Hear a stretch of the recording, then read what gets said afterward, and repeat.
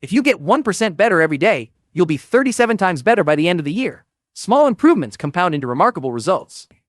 The power of tiny gains. I've seen this message everywhere. In books, in podcasts, in every single productivity video on YouTube. It's become the geospell of self-improvement. And I bought into it. Completed. I thought I had discovered the secret. The mathematical formula for success. All I had to do was improve by 1% every single day. And by the end of the year, I'd be 37 times better than when I started. So I tracked everything, every habit, every tiny improvement, every single day. I measured my progress obsessively. I created spreadsheets. I used apps. I calculated my theoretical compound growth. And you know what happened after a year? I wasn't 37 times better. I wasn't even CLOs. Some weeks I improved. Some weeks I stayed the same. Some weeks I got worse. My progress looked nothing like that beautiful exponential curve they showed me. It looked like a mess, like a heartbeat monitor during a panic attack. Up, down, sideways, backwards. And the worst part? Felt like a failure, because according to the math, I should have been 37 times better. But I wasn't. So clearly, the problem was me. I wasn't trying hard enough. I wasn't consistent enough. I wasn't measuring correctly. Something was wrong with me. But then I realized something that changed everything. The problem wasn't me. The problem was the math. The whole 1% better every day concept is based on a fundamental misunderstanding of how human progress actually works. So I'm done. I'm done with the 1% better every day lie. Because here's what nobody tells you. That beautiful math equation they show you, it doesn't apply to habits. It doesn't apply to skills. It doesn't apply to human beings. And by the end of this video, you'll understand exactly why and what actually works instead. Let me explain the math they sell you. If you improve by just 1% every day for a year, you multiply 1 by itself 365 times, and you get 37, 78. It sounds incredible. It looks scientific, and it's technically correct as math. But here's the thing nobody mentions. This formula comes from compound interest. It was designed for money, for investments that grow in bank accounts while you sleep. And here's why it works for money. Your money from yesterday is still there today. It doesn't disappear. It doesn't get tired. It doesn't have bad days. It just sits there and compounds. When your bank account grows by 1% today, that 1% is still there tomorrow, and the next day, and the next. It accumulates. But you are not a bank account. Your habits are not money. Your skills are not investments sitting in a vault. And this is where the whole thing falls apart. Let me show you exactly why this math doesn't work for human beings. First problem, human progress is not cumulative in the same way. When you learn something today, you don't keep 100% of it tomorrow. You forget. It's called the forgetting curve. Within 24 hours, you lose up to 70% of new information if you don't reinforce it.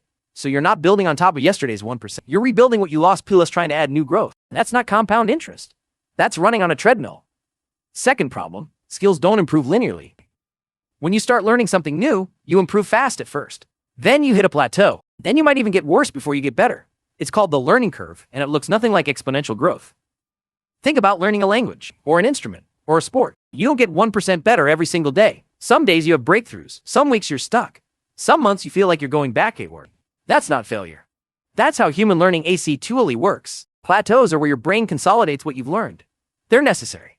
But the 1% myth makes you feel like a failure when you hit them. Third, you're a human, not a machine. You get sick. You get tired. You have bad days. You have family emergencies. You have emotional breakdown. You have weeks where just surviving is an achievement. Money doesn't have bad days.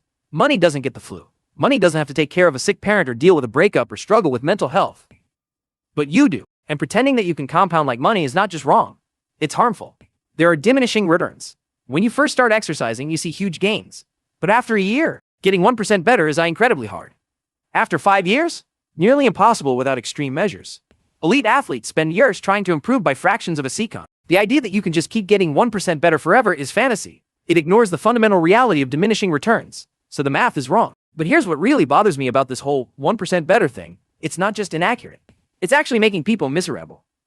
Here's what the 1% better every day mindset actually creates. Stant pressure. If you're supposed to improve every single day, then every day you don't improve is a failure.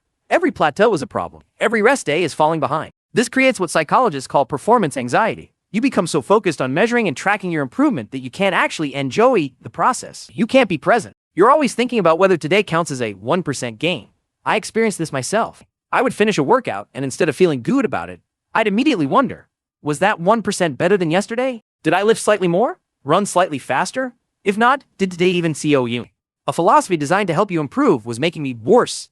The constant pressure was causing burnout. The obsession with measurement was killing my motivation. And here's the really insidious part. When you inevitably don't improve by 1% every day, because you're human, you don't blame the system. You blame yourself. The math is right, so I must be wrong. Other people can do it, so I must be lazy. I just need to try harder. This is the trap. The 1% better myth sets you up to fail, then makes you blame yourself for the failure. It's the perfect guilt machine. And let's be honest about something else. The people promoting this idea, many of them are selling you something. Books, courses, apps, coaching. The 1% better message is perfect for marketing because it sounds scientific and makes you feel like you need their product to achieve it. So if the 1% better approach doesn't work, what does? Here's what I've learned actually creates lasting improvement. Here are 3 principles that actually create real, sustainable improvement. First, focus on consistency, not constant improvement. The research is clear. Showing up regularly matters more than showing up perfectly. A mediocre workout you actually do beats a perfect workout you skip. Instead of asking, did I improve today? Ask, did I show up today? Showing up when you're tired counts. Showing up when you're busy counts. Showing up and doing less than usual still counts, because you're building the habit of showing up. I stopped tracking whether I improved each workout.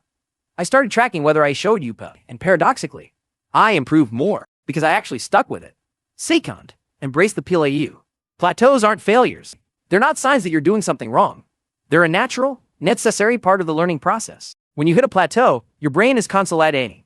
It's turning conscious effort into unconscious skill. It's building the foundation for the next level of growth. The 1% myth makes you panic during plateaus. It makes you think you're falling behind. But the truth is, plateaus are where real mastery is built. So when you hit one, don't panic. Don't force it. Trust the process and keep showing up. Third, measure in months, not days. Daily measurement is a recipe for anxiety. Day-to-day variation is huge and mostly meaningless. You can be worse today than yesterday for 100 reasons that have nothing to do with your actual progress. Instead of asking, am I better than yesterday? Ask, am I better than I was 3 months ago? That's a meaningful question.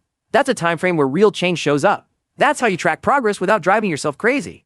I check in with myself quarterly now, 4 times a year. And you know what? I can actually see my progress because I'm not drowning in daily noise. Here's the beautiful truth that the 1% myth obscured. You don't need to improve every day to have a great life. You don't need exponential growth to be successful. You don't need to optimize every moment. Sometimes, maintaining is enough. Sometimes, not getting worse is a victory. Sometimes, the best thing you can do is rest so you can grow later. These aren't failures. They're part of being human. I spent years believing the 1% better lie. Measuring obsessively, feeling like a failure when I didn't hit some arbitrary daily improvement target. But here's what I finally understood. Progress is not a straight line. It's not an exponential curve. It's messy. It's non-linear. It has ups and downs and plateaus and setbacks. And that's not just okay. That's how it's supposed to be. You're a human being, not a compound interest calculator. You're allowed to have bad days. You're allowed to plateau. You're allowed to rest. The moment I stopped chasing 1% better every day and started focusing on showing up consistently, everything changed. I enjoyed the process more. I stressed less. And ironically, I improved more. So I'm done with the 1% better every day lie. I'm done treating myself like a bank account. I'm done with daily measurement anxiety. I'm done feeling like a failure for being human. Instead, I'm showing up consistently. I'm embracing plateaus. I'm measuring in months, not days. I'm being kin to myself while still pursuing growth. If this resonated with you, if you've been beating yourself up for not matching some impossible mathematical ideal, you're in the right place. Subscribe for more videos that question the rules that don't make sense. And drop a comment telling me, what's a self-improvement rule you've tried to follow that just made you feel worse? I want to hear your stories. I read every single one. I'm done with the 1% better lie.